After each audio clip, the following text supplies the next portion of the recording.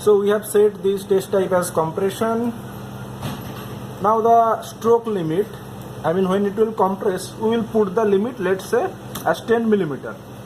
The sample length is 20 millimeter, the diameter is 10. So we are assuming it will compress it by 10 millimeter. The test speed is 1.3 millimeter per minute according to the ASTM standard, and the other things are same.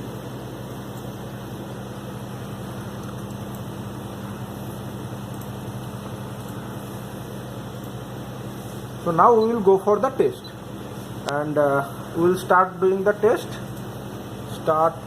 Before starting the test, we will put the manual switch off and we will control it from the software. Okay.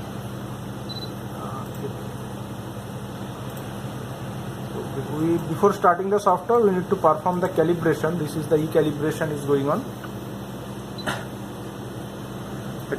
Load cell is getting calibrated.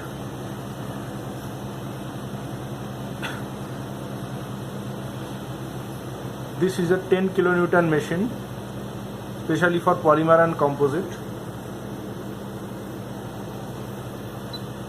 So the calibration is done. Now we can start the test.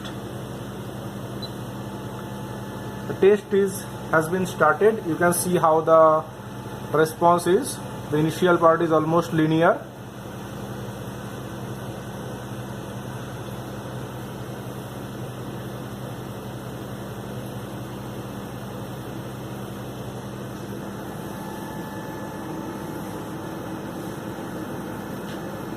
As of now, we can't see any significant change in the sample, but if you watch carefully, the sample has started getting bent.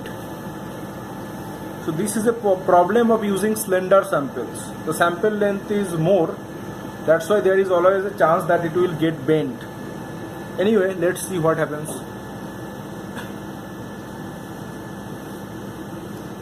You see already in the curve, the curve is getting flattened and significant non-linearity is there. That means a permanent deformation is there. So let's see what happens.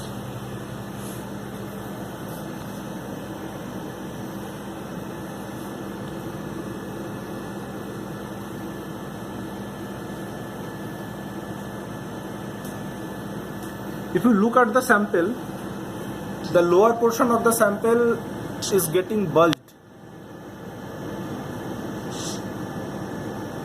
It is getting compressed and obviously the area is getting increased.